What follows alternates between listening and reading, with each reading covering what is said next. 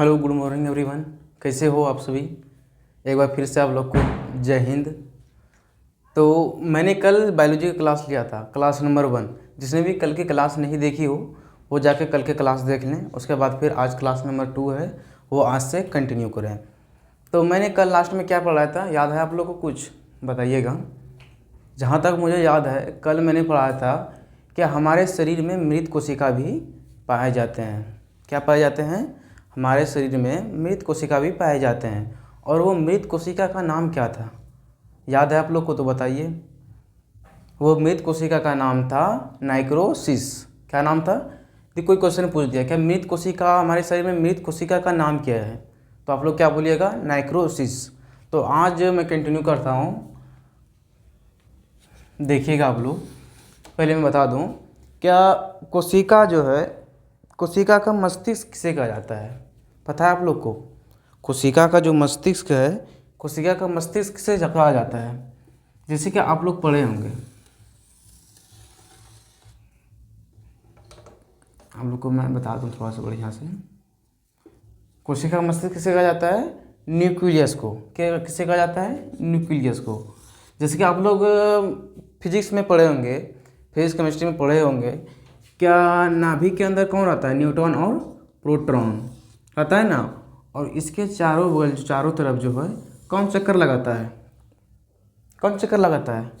Electron लगाता है ना। उसी तरह ये जो है कोशिका का मस्तिष्क किसे कहा जाता है? न्यूक्लियस को। और न्यूक्लियस का ही काम होता है, देखिएगा, न्यूक्लियस का ही काम होता है संतान पैदा कैसे पैदा होगा। न्यूक्लियस का ही काम होता है। न्यूक्लियस का ही काम होता है कि संतान को किस तरह पैदा करना है, किसको एक हाथ देना है, 2 हाथ देना है, 2 पैर देना है, 2 नाक देना है, नाक में छेदा भी देना है, कान में छेद देना है, मस्तिष्क बनाना है, नाखून बनाना है। ये सब न्यूक्लियस का काम होता है। और कभी कभी देखिए न्यूक्लियस वो पगला जाता है। देखे होंगे आप लोग, कभी कभी न्यूक्लियस भी पगला जाता है। सब वो भी बहुत बरजात है। देखिएगा कभी न्यूक्लियस यदि पगलाता है ना, किसी का देखिएगा हाथे टेढ़ा कर दिया, किसी का पैरे टेढ़ा कर दिया, किसी का हाथे पतला कर दिया, ये सब न्यूक्लियस का ही बरजाती है। समझे ना। जितना भी आप लोग देखे होंगे टेढ़ा मेढ़ा, जितना भी देखे होंगे शरीर सब, जिस भी आदमी का, तो वो सब किसका काम है? न्यूक्लियस ही बरजाती करता है। समझे? इतना तक आप लोग समझ लिए होंगे। तो आगे बढ़ते हैं। तो आगे क्या है कि न्यूक्लियस के अंदर जितनी भी जानकारी होती है, ये न्यूक्लियस है ना, इसके अंदर जितनी भी जानकारी होती है उसको हम क्या कहते हैं? उस जानकारी को क्या कहते हैं हम? डीएनए। न्यूक्लियस के अंदर यदि आपको बोला जाए न्यूक्लियस के अंदर जितनी भी जानकारी होती है उसको क्या कहते हैं हम? डीएनए। डीएनए तो उसी को ही कहते ही हैं, डीएनए ग्रुप ऑफ इंफॉर्मेशन। आप लोग देखे होंगे क्या, जहाँ परमाणु हमला होता है वहाँ क्या होता है? वहाँ सब डीएनए को उड़ा देता है, डीएनए को ही ख़त्म। जैसे देखे होंगे आप लोग, क्या जापान में हुआ था ना। कहाँ हुआ था? हिरोशिमा पे। हिरोशिमा में बम गिरा था ना। तो अभी भी वहाँ देखिएगा आदमी सब नंगड़ा लुल्हा वहाँ पैदा होता है। क्यों? वहाँ डीएनए ख़त्म कर दिया है। डीएनए अभी तक भी नहीं होता है शरीर में, डीएनए इन्फॉर्मेशन ही नहीं दे पाता है। इसी वजह से क्या होता है, शरीर इन्फॉर्मेशन नहीं दे पाता है तो शरीर कहीं इसका टेढ़ा हो गया, कहीं पैर टेढ़ा हो गया, क्या हाथ टेढ़ा हुआ, यही सब वजह होता है। समझे? डीएनए कभी, हाँ एक बात और आता है कि डीएनए कभी शरीर का चेंज नहीं होता है। चेंज होता है लेकिन उसमें बहुत प्रक्रिया है, और चेंज करने के इंडिया जो है उसको परमिशन नहीं देता है, परमिशन तो इंडिया बैन कर दिया है। हाँ, लेकिन पेड़ पौधा में डीएनए चेंज होता है, आप लोग देखे होंगे। अच्छा आप लोग बताइए, पेड़ पौधा में डीएनए चेंज हो सकता है? बताइए आप लोग। हाँ, पेड़ पौधा में डीएनए चेंज होता है। वो भी कैसे? देखिएगा आप लोग, आजकल का देखिएगा हाइब्रिड बीज निकलने का, हाइब्रिड लौकी, हाइब्रिड सब कुछ हाइब्रिड ही निकलेगा, सब साग सब्जी सब कुछ हाइब्रिड। आप लोग देखिएगा करेली पहले इतनी को होता था ना, आजकल इतनी बड़ा बड़की करेली। और कद्दू भी बड़का। क्यों? इसका डीएनए उसमें, उसका डीएनए इसमें, इसका डीएनए उसमें, यही सब और फिर करता है। ये सब है डीएनए चेंज करता है। पेड़ पौधा में डीएनए चेंज हो सकता है। समझे? उसके बाद फिर देखिएगा कोशिका का अंदर लाइसोसोम भी होता है। ये लाइसोसोम, लाइसोसोम कोशिका के अंदर लाइसोसोम भी होता है। ये लाइसोसोम जो है बहुत बरजात है, जिसको बोलते हैं ना, गांव में आप लोग देखेंगे एक शरीफ इंसान होता है, एक शरीफ होता है, एक बहुत बरजात इंसान होता है, वही जो है कोशिका अंदर और भी सब कुछ बहुत कुछ पाया जाता है, लेकिन सबसे बरजात जो होता है वो लाइसोसोम रहता है। इसको कोई छेड़ता नहीं, एकदम ही सावधान रहता है। उधर से कोई छेड़ा, ये बोलता है ए छेड़ रहा है, उठे हम, यही सबसे बरजात है। एक मायने माने तो ये सर्वा पाकिस्तान है, एकदम चलता फिरता एटम बम है, कभी भी फट सकता है, इसीलिए इसको कोई छेड़ता नहीं है, समझे।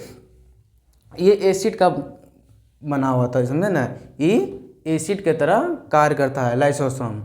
किसके तरह कार्य करता है? लाइसोसोम एसिड के तरह कार्य करता है, इसलिए इसको ये फटने पर, ये यदि फट गया, कोशिका के अंदर लाइसोसोम रहता है, लाइसोसोम कोई प्रजाति क्या, यदि ये फट गया पूरा, बुझ लो, समझ लो, पूरा का पूरा विनाश है, इसलिए इसको आत्महत्या की थैली कहते हैं। तो आप लोग नोट कीजिएगा, यहाँ नोट कीजिएगा कि आत्महत्या की थैली, आत्महत्या की थैली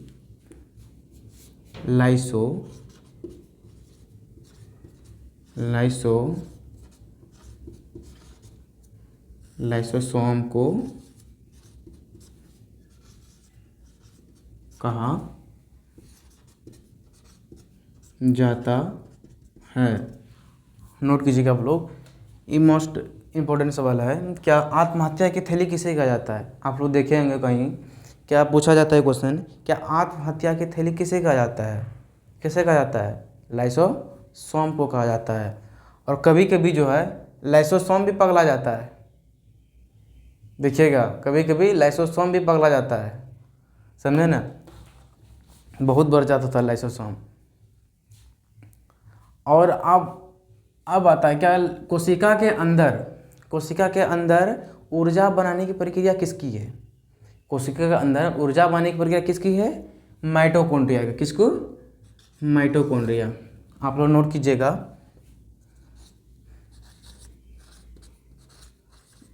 कोशिका के अंदर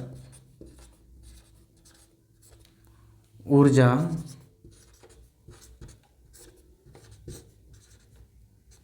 प्रदान कौन करता है? तो आप लोग आंसर क्या दीजिएगा? माइटोकॉन्ड्रिया।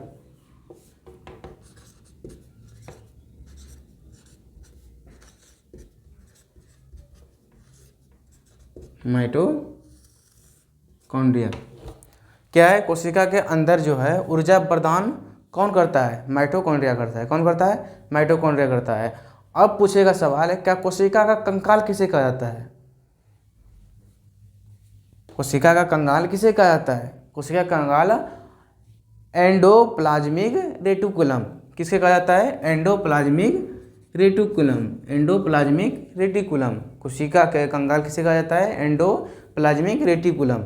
समझे, ये कंकाल है, जैसे कि हम लोग के शरीर में होता है ना, चमड़ी है, उसके बाद बहुत चीज़ है, चमड़ी है, मांस है, उसके बाद हड्डी है, यानी कि पूरा शरीर का जो कंकाल है, संरचना है। इसी तरह कोशिका के अंदर जो कंकाल है, कंकाल किसे कहा जाता है? Endoplasmic reticulum. समझे, कोशिका में अब सवाल आता है, क्या कोशिका में जल को स्टोर कौन करता है? कौन करता है? आप लोगों को पता है? कोशिका में जल स्टोर कौन करता है? वैक्यूम। कौन करता है? वैक्यूम। समझे, आप लोग याद रखिएगा, यहाँ नोट कर लीजिएगा आप लोग, ये जितना भी पॉइंट है, ये सब पॉइंट बहुत महत्वपूर्ण पॉइंट है। आप लोग को मैं नोट पहले करवा दूँ।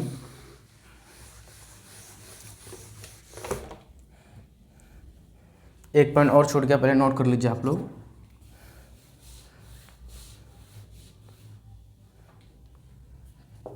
कोशिका के अंदर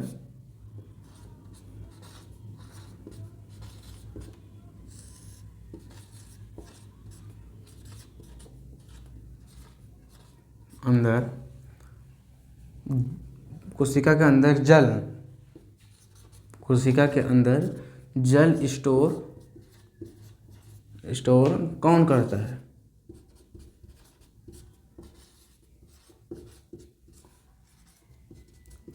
कौन करता है? अभी हम लिखा है ना, कौन करता है? वैक्यूम। वैक्यूम, कोशिका के अंदर जल स्टोर कौन करता है? वैक्यूम। कोशिका में, अब बताए, कोशिका में प्रोटीन निर्माण कौन करता है? कोशिका में प्रोटीन निर्माण कौन करता है? राइबोसोम। कौन करता है? राइबोसोम। कोशिका में प्रोटीन निर्माण कौन करता है? राइबोसोम। कोशिका में प्रोटीन निर्माण कौन करता है? राइबोसोम। नोट कीजिएगा आप लोग।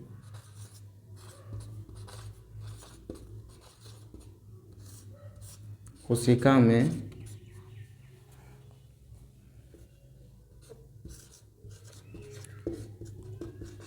प्रोटीन निर्माण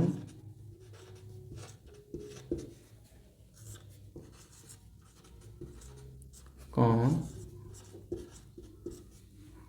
करता है? कौन करता है? राइबोसोम। कौन करता है? राइबोसोम।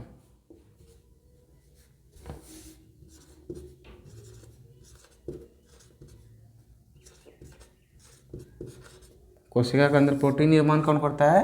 राइबोसोम। समझे? अब आता है न्यूक्लियस। न्यूक्लियस किसका बना होता है? कोशिका के अंदर प्रोटीन का निर्माण राइबोसोम करता है ना। अब न्यूक्लियस किसका बना होता है? न्यूक्लियस किसका बना होता है? प्रोटीन का बना होता है। आप लोग लिखिएगा, न्यूक्लियस जो है प्रोटीन का बना होता है। किसका बना होता है? प्रोटीन का बना होता है।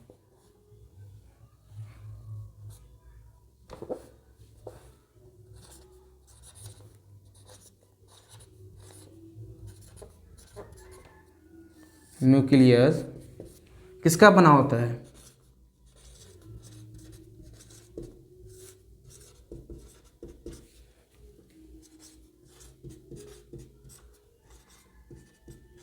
आप लोग आंसर लिखिएगा, प्रोटीन का बना होता है।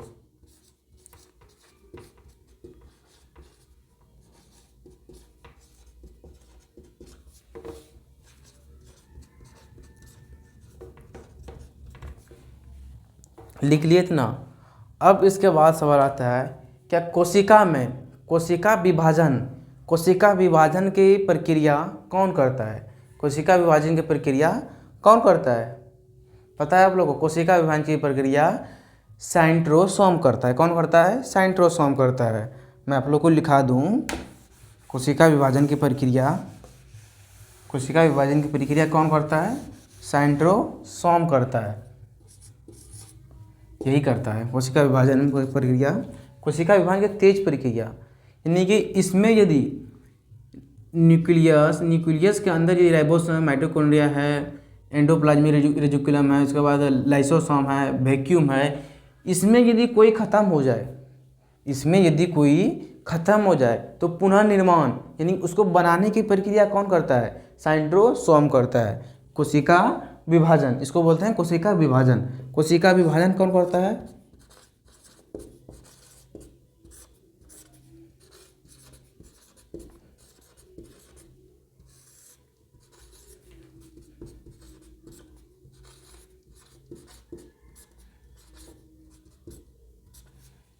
सेंट्रोसोम।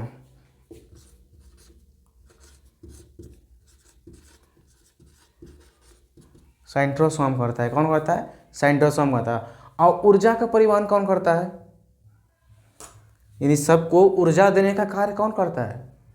जितने भी है माइटोकॉन्ड्रिया, राइबोसोम, वैक्यूम, जितना भी है, इसको ऊर्जा प्रदान करने की प्रक्रिया कौन करता है? Golgi body. कौन करता है? Golgi body.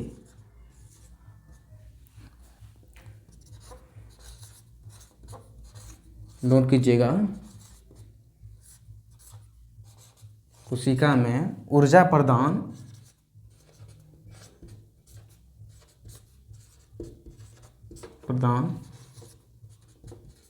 कौन करता है? कौन करता है? Golgi body. कौन करता है? Golgi body.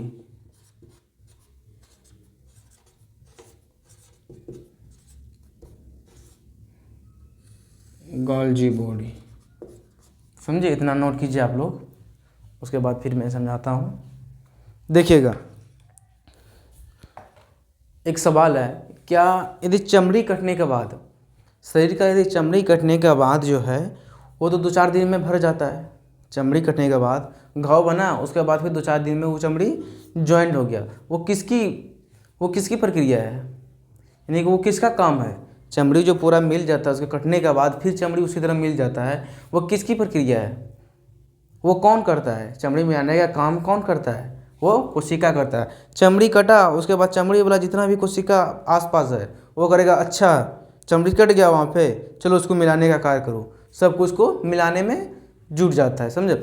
उसके बाद फिर चमड़ी के अंदर मांस कटा, मांस का मिलाने का कार्य करा। यदि हड्डी कटा तो हड्डी के अंदर चारों बल जो है कोशिका, वो उसको मिलाने का कार्य शुरू कर देता है। जैसे कि आप लोग देखिएगा, हड्डी टूट जाता है, टूटता है ना, कभी देखे होंगे आप लोग, हड्डी टूट जाता है तो उसमें देखिएगा डॉक्टर सब क्या करता है, प्लास्टर ऑफ पेरिस लगा देता है ऊपर से। प्लास्टर ऑफ पेरिस करके ऊपर से क्या करता है, ढलैया कर देता है, करता है ना। तो उसको ढलैया क्यों करता है? एकदम प्लास्टर ऑफ पेरिस लगा दिया, बस इस तरह चलते रहो, चलते रहो इस तरह। वो क्यों करता है देखिएगा, आप लोग समझिएगा। क्या यदि यहाँ पे हड्डी टूट गया, ये हड्डी है, यहाँ पे हड्डी टूट गया, इस तरह हो गया हड्डी, आप लोगों को बता दूँ, इस तरह हड्डी हो गया, ये तो बीच में टूट गया। उसके बाद डॉक्टर हड्डी बढ़िया से बैठा देता है इस तरह, उसके बाद हड्डी इस तरह जोड़ के बढ़िया से बैठा के उसके बाद ऊपर से प्लास्टर ऑफ पेरिस लगा देता ताकि वो हिले नहीं। अब पता चलेगा कि डॉक्टर साहब इस तरह जोड़ दिया, उसके बाद प्लास्टर ऑफ पेरिस ऊपर से ढलैया किया ही नहीं, बस कोशिका तनी से मिलेगा। उसके बाद फिर जैसे बोलेगा आदमी सब एकदम टूटने के बाद एकदम आदमी सोचता है एकदम फुर्तीला हाथ रहे, सोचता है ना एकदम। कोई इस तरह लटका कर सोचेगा कि हम 3 महीना एकदम लटका के रहे, कोई नहीं सोचेगा। बस टूटेगा, बस इस तरह झुलाते चलेगा, तनी सा एकदम जुटेगा, कोशिका विभाजन की प्रक्रिया वहाँ पे होगा, बस फिर अलग हो जाएगा, फिर वहाँ ख़त्म, फिर से जुड़ेगा। उससे करने में कभी भी आपका हड्डी ज्वाइंट नहीं होगा। तो इसीलिए जो है डॉक्टर सब ऊपर से प्लास्टर और पेरिस करके जोड़ के, प्लास्टर और पेरिस करके बस लटका दिया जाता है, बस चलते रहो 2 महीना 2.5 महीना जितना भी दिन डॉक्टर सब कहते हैं उतना तक चलते रहो। आप लोग देखिएगा, आपको उदाहरण देता हूँ मैं। जैसे आप लोग घर बनाते हैं ना, घर बनाते ढलैया करते हैं ढलैया। उसके बाद देखिए नीचे से बांस देता है, हुर के बांस देता है, काहे के लिए? खड़ा कर देता है कि हाँ एकदम अस्थिर रहे, हिले डुले ना, वही करता है। उसके बाद जैसे वो जम लेता है बस ढलैया को खींच लेता है, नीचे वाला जो जितना भी बांस तब खड़ा किया है उसको खींच लेता है। बस इसी तरह जिससे ज्वाइंट हुआ, डॉक्टर से पता करता हाँ 2 महीना 3 महीने के बाद इसको ज्वाइंट हो जाए, कोशिका विभाजन पूरा प्रक्रिया हो जाएगा, उसके बाद ज्वाइंट होगा, उसके बाद ढलैया को काट लेंगे। बस जिस तरह ढलैया को ऊपर से काटता है, यहाँ से प्लास्टर पे इसको काटता है, बस तो इससे एकदम मिला के चलने लगा हाथ बोला के, अब तो मेरा हो गया। उसी तरह इसमें प्रक्रिया है, समझे। अब इसमें आप लोग को हम क्यों बोले ये न्यूक्लियस जो है बरजात है, क्यों बरजात है? ये क्या बोलते हैं, लाइसोसोम बरजात है। क्यों बरजात है? देखिएगा, इसमें जो है एसिड पाया जाता है, इसीलिए इसको, यदि वैक्यूम है, ये क्या है, सेंट्रोसोम है, राइबोसोम है, माइटोकॉन्ड्रिया है, गोल्जी बॉडी है, ये सब है। ये सब इसके साथ कुछ भी खिलवाड़ नहीं करता है। ये सब समझता है कि इसके साथ कुछ भी हम खिलवाड़ के बस लटकले के गले, वही वाला हाल है इसमें। तनी सा भी इसके साथ छेड़छाड़ कोई करना नहीं चाहता। क्यों? इसके बाद एसिड है, यदि थोड़ी सा एकदम छेड़छाड़ किया, ये क्या कहेगा, अच्छा छेड़छाड़ कर रहा है, रुको अभी, तुरंत एसिड छीट देगा उस पर, ख़त्म। वही बात, ये न्यूक्लियस बोलेगा वैक्यूम को कि पानी बनाओ। अभी लिखा है ना कि जल जो स्टोर करता है कौन करता है, वैक्यूम करता है। तो न्यूक्लियस बोलेगा वैक्यूम को, अरे वैक्यूम तुम पानी बनाओ। ये वैक्यूम बोला हम नहीं बनेबू, वैक्यूम यही बोलेगा क्या हम नहीं बनेबू, जे कमर्स करी ले, यही बोलेगा वैक्यूम। तो न्यूक्लियस बोला अच्छा तो हमरा से जुबान लगाता है, रुको अभी। न्यूक्लियस क्या बोलेगा, तो हमरा से जुबान लगाता है, रुको अभी। बस न्यूक्लियस आदेश किसको देगा, न्यूक्लियस आदेश किसको देगा, हाँ लाइसोसोम को देगा। किसको देगा, लाइसोसोम को। बस न्यूक्लियस आदेश जैसे दिया लाइसोसोम को, बोलेगा ए लाइसोसोम, लाइसोसोम जगो थोड़ा सा देखो वैक्यूम का क्या हुआ है, देख लो जाके। वो देखो मेरा एकदम आदेश नहीं मान रहा है, उसको बोल रहे हैं पानी बनाने के लिए, वो पानी नहीं बना रहा है। लाइसोसोम धड़फड़ा के उठेगा, लाइसोसोम एकदम धड़फड़ा के उठेगा। हाँ हाँ क्या हुआ है, क्या हुआ है निकोलस भैया? बोला देखो तो वैक्यूम पानी नहीं बना रहा है, उसको थोड़ा सा छिड़क दो तो एकदम थोड़ा सा माइंड फ्रेश कर दो। तो बस लाइसोसोम जो धड़ाधड़ छिड़ दिया उस पर एसिड, बस वैक्यूम ख़त्म। अब जो है वैक्यूम ख़त्म हो गया। अब वैक्यूम कैसे बनेगा, कैसे बनेगा? ये जो है ना साइट्रोसोम, साइट्रोसोम न्यूक्लियस जो है सबका यहाँ स्टोर करके रखता है। क्या ई यदि ख़त्म हो गया तो ई तो है ना उत्पन्न करने वाला, साइट्रोसोम क्या करता है? कोशिका विभाजन। ये वैक्यूम ख़त्म हो जाएगा, ये एसिड छिड़ देगा इस पर, ये ख़त्म हो जाएगा। उसके बाद साइट्रोसोम न्यूक्लियस बोला साइट्रोसोम, बोला हाँ जी, हाँ बोलिए न्यूक्लियस भैया। बोले एकदम देखो तो वैक्यूम ख़त्म हो गया है, बड़ा प्रजाति करता था। पुरनका वाला जो वैक्यूम था वो बड़ा प्रजाति करता था, उसको बोलते थे पानी बनाने के लिए, पानी नहीं बनाता था। तो उसको क्या बोलते हैं, उसको लाइसोसोम से कहकर उसको ख़त्म करवा दिए। तो वो साइट्रोसोम बोलेगा कि अच्छा अभी तुरंत बनाते हैं हम, तुरंत कोशिका विभाजन कर देगा, दूसरा वैक्यूम बना देगा। तो इसी को बोलते हैं हम कोशिका विभाजन। अच्छा आप लोग को पढ़ाए थे कल, क्या कोशिका विभाजन की पुनः प्रक्रिया, अत्यधिक प्रक्रिया, पुनः प्रक्रिया कहाँ सबसे ज़्यादा होता है? याद है आप लोग को? कोशिका विभाजन की पुनः प्रक्रिया जो है सबसे तेजी प्रक्रिया कहाँ होता है? यकृत में, लीवर में होता है ना। और सबसे कम प्रक्रिया मस्तिष्क में, यानी कि ना के बराबर वहाँ होता है, समझ लिए। और कभी कभी जो है लाइसोसोम भी गड़बड़ा जाता है, लाइसोसोम भी मर जाता है। आप लोग देखे होंगे कभी छिटकनी लगाए हैं, छिटकनी या फिर दरवाज़ा, छिटकनी या दरवाज़ा लगाते समय ये अंगुरियाँ आठों चपा जाता है, चपाता है ना। चपाने के बाद देखिएगा आप लोग काला पड़ जाता है वहाँ पे सब खत्म, सब प्लॉट डेट। Lysosome, nucleus, vacuum, ribo, mitochondria जितनी भी है इसमें सब खत्म, सब प्लॉट पे ख़त्म। बस यहाँ पे यदि काला हुआ तो यहाँ पे काला हुआ। जैसे कि आप लोग देखिएगा, आप लोग स्ट्रक्चर में बता देता हूँ। ये उंगली है ना, यहाँ पे दबा गया, यहाँ पे पूरा काला पड़ गया। जैसे यहाँ काला पड़ा, यदि आप लोग गेट वूट लगाए होंगे तो आप लोग हुआ ही होगा, अधिकतर होता ही रहता है। देखिएगा यहाँ यदि काला पड़ा तो यहाँ का जितनी भी कोशिका है ये इधर से झांक मारेगा, इधर झांकेगा, ए क्या हुआ है, काला पड़ गया है, कुछ बात है क्या? उधर से वैक्यूम हुलकेगा, क्या हुआ है? इधर से लाइसोसोम हुलकेगा, क्या हुआ है? लगता है एकदम काला पड़ गया है। उधर से न्यूक्लियस हुलकेगा, लगता है पूरा एकदम ख़त्म हो गया है, सब प्लॉट डेट, समझे। उसके बाद जो है काला होने के बाद ये देखिएगा आप लोग 6 या 7 दिन में या 10 दिन में ये पुनः प्रक्रिया के द्वारा, कोशिका विभाजन की प्रक्रिया के द्वारा यहाँ पे जिस तरह पहले रहता है उस तरह हो जाता है। कैसे? देखिए जितना भी इधर काला पड़ेगा, इधर वाला जितना भी कोशिका रहेगा वो कोशिका थोड़ा थोड़ा देते रहेगा, न्यूक्लियस थोड़ा थोड़ा एकदम छिटकते रहेगा, जिंदा हो, समझे। एकदम न्यूक्लियस यदि पूरा छिड़केगा एसिड तो पाछे कौन लगा हुआ है? साइट्रोसोम क्या बोलेगा, अच्छा न्यूक्लियस तुम छिड़क रहा है, छिड़को ना, सब छिड़क दो, हम तो फिर मजा लेंगे। न्यूक्लियस का लाइसोसोम का सबसे बरजात कौन है? लाइसोसोम। सबसे बरजातपनी कौन करता है? लाइसोसोम। ये यदि यहाँ से ख़त्म हो गया तब तो ये सब बल्ले बल्ले है, सब फ्री है ना, फ्री। उसी वजह से ये यदि छिड़कता है, ये मरा हुआ त्वचा को यदि छिड़कता है ये लाइसोसोम, तो इस वजह से इधर से कौन बोलता है? साइट्रोसोम। अच्छा छिड़क रहा है, सब छिड़क दो, उसके बाद हम बल्ले बल्ले हैं। तो लाइसोसोम जो है ये भी बहुत एकदम तेज़ है, दिमाग का बहुत शातिर है। ये भी एकदम एक दिन में सब नहीं छिड़कता है। आप लोग देखे होंगे काला पड़ता है तो एक दिन में पूरा एकदम होता है, एक दिन में पूरा एकदम पुनः जिस तरह पहले चमड़ी था उस तरह चमड़ी होता है? नहीं होता है। क्यों? ये लाइसोसोम एक दिन में पूरा नहीं छिड़कता उसमें एसिड, ये धीरे धीरे करके छिड़कता है। ये भी बहुत होशियार है ना। तो इस तरह करके देखिएगा आप लोग, जहाँ भी दबा होगा, जहाँ भी यदि आप लोग का ज़्यादा दब गया होगा, ज़्यादा काला पड़ गया होगा कहीं दबने के दौरान में, या फिर किसी की चोट लगने के दौरान में देखिएगा 2 या 4-5 घंटा के बाद शरीर में तेज बुखार आ जाता है, आता है ना, तेज या फिर नॉर्मल बुखार आता है। क्यों?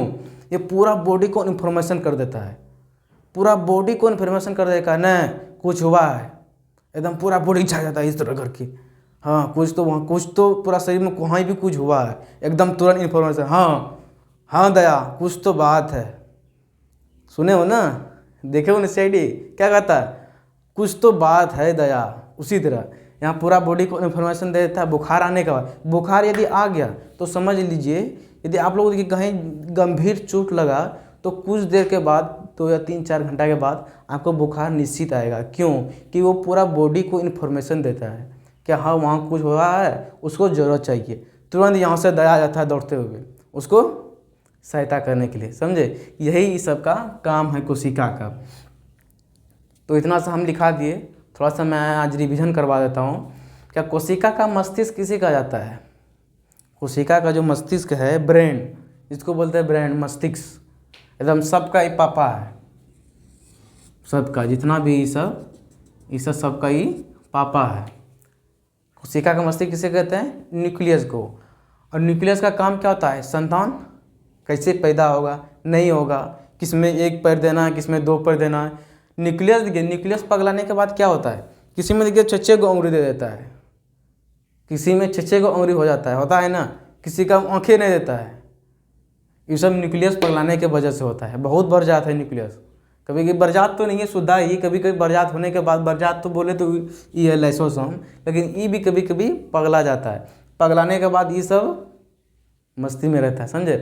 न्यूक्लियस के अंदर जो जानकारी मिलती है उस जानकारी को हम क्या कहते हैं? डीएनए। समझे? डीएनए यदि नहीं होगा तो शरीर का पूर्ण विकास नहीं हो पाएगा। कहीं डीएनए का यदि पूरा इन्फॉर्मेशन नहीं मिल पाएगा इस सब कोशिका को, उसके बाद देखिए क्या होता है, क्या पूर्ण विकास नहीं हो पाता है। क्यों? यदि पूर्ण विकास से देखिए डीएनए इसका इन्फॉर्मेशन पूरा नहीं मिलेगा तो पूर्ण विकास होगा ही नहीं। कहीं पैर बना है तो कहीं हाथ ही नहीं बना है, यही होता है। समझे? परमाणु का जो वो होता है, परमाणु विस्फोट जो होता है, तो उसमें डीएनए को ही उड़ाया जाता है। समझे? उसके बाद क्या होता है कि पेड़ पौधा में डीएनए चेंज होता है, लेकिन शरीर का डीएनए चेंज नहीं होता है। समझे? इंडिया में बैंड है। अच्छा, कोशिका के अंदर ही लाइसोसोम पाया जाता है। लाइसोसोम कहाँ पाया जाता है? आप लोग को क्वेश्चन पूछेगा क्या लाइसोसोम कहाँ पाया जाता है, वो आप लोग जवाब दीजिए कोशिका। अच्छा, लाइसोसोम किसका बनाता है? ये एसिड का बना होता है, ये एसिड का कार्य करता है, इसके अंदर पूरा एसिड भरा हुआ रहता है। समझे? इसलिए इसको आत्महत्या की थैली कहता है। ये क्वेश्चन आप लोग रट लीजिए, रट के पूरा दिमाग में सेट कर लीजिए कि आत्महत्या की थैली किसे कहते हैं? किसे कहते हैं? लाइसोसोम को कहते हैं। समझे? और कोशिका के अंदर ऊर्जा कौन बनाता है? कोशिका के अंदर जो है ऊर्जा प्रदान कौन करता है? माइटोकॉन्ड्रिया। कोशिका के अंदर ऊर्जा प्रदान कौन करता है? माइटोकॉन्ड्रिया। और कोशिका का कंकाल किसे कहते हैं? सब आप लोग को मैं यहाँ बता दिया हूँ, सब कुछ एकदम पूरा थ्योरी के साथ। उसके बाद मैं ये जो बकबक कर रहा हूँ, इसको बताने के बाद मैं बकबक कर रहा हूँ। समझे? कोशिका का कंकाल किसे कहते हैं? Endoplasmic reticulum, endoplasmic reticulum. समझे? उसके बाद कोशिका में जल स्टोर कौन करता है? कोशिका में जो है जल स्टोर कौन करता है? वैक्यूम। कोशिका में जल स्टोर कौन करता है? वैक्यूम। और कोशिका में प्रोटीन निर्माण कौन करता है? कोशिका में जो है प्रोटीन निर्माण कौन करता है? क्या लिखा है? आर, मतलब राइबोसोम। कोशिका में प्रोटीन निर्माण कौन करता है? राइबोसोम। और न्यूक्लियस किसका बनाता है? ये जो है सबका पिताश्री, सबको आदेश देता है, तुम इस तरह काम करो, तुम उस तरह काम करो। इस सबको काम बांट दिया। न्यूक्लियस जो है सबको काम बांट दिया है। राइबोसोम को बोला है, राइबोसोम को बोला है कि तुम सिर्फ प्रोटीन बनाना, मेरे अंदर जो है तुम सिर्फ प्रोटीन बना और तुमको कोई काम नहीं देंगे हम, सिर्फ तुम प्रोटीन बनाना। अब वैक्यूम को क्या बोला है? तुम जल बनाना। यदि जल नहीं बनाया तो तुरंत आदेश किसको देंगे? न्यूक्लियस को, इसको लाइसोसोम को आदेश दे देंगे, बस तुम्हारा काम ये ख़त्म कर देगा। बहुत एकदम छलांग मारता लंबा लंबा ना, बस इस सबको आदेश देने का कार्य करता है न्यूक्लियस। और न्यूक्लियस किसका बना होता है? प्रोटीन का ही बना होता है। समझे? और ऊर्जा परिवहन कौन करता है? ऊर्जा परिवहन कौन करता है? ऊर्जा देने का कार्य। इस सब को ऊर्जा यदि नहीं देगा तो इस सब कोई काम कर पाएगा? यदि आपके शरीर में यदि ऊर्जा नहीं होगा, कुछ काम कर पाइएगा? नहीं, समझे। इसी तरह सब ऊर्जा देने का कार्य कौन करता है? Golgi body. कोशिका विभाजन सेंट्रोसोम, समझे। इतना सा आप लोग देख लीजिए, उसके बाद फिर मैं कल कंटिन्यू करता हूँ। आज इतने सारा नहीं देता हूँ, यहाँ से फिर मैं कल कंटिन्यू करूँगा। कल जो क्लास नंबर 1 जो नहीं देखे हैं वो पहले क्लास नंबर 1 जाके देख लें। उसके बाद फिर क्लास नंबर आज 2 है, क्लास नंबर 2 देखें। उसके बाद फिर मैं कंटिन्यू पढ़ाते जाऊँगा। उसके बाद बायोलॉजी ख़त्म होने के बाद फिजिक्स स्टार्ट करूँगा, उसके बाद केमिस्ट्री स्टार्ट करूँगा। यानी कि आप लोगों को पूरा का पूरा जो है साइंस में पढ़ा दूँगा। ये जो है ये क्लास जो मैं पढ़ा रहा हूँ ये हर एक कॉम्पिटिटिव एग्ज़ाम के लिए सफिशिएंट है। जैसे कि एसएससी हुआ, रेलवे हुआ, वगैरह वगैरह, जिस चीज़ का आप तैयारी कर रहे हैं, तो हर एग्ज़ाम के लिए, कॉम्पिटिटिव एग्ज़ाम के लिए ये महत्वपूर्ण क्लास है।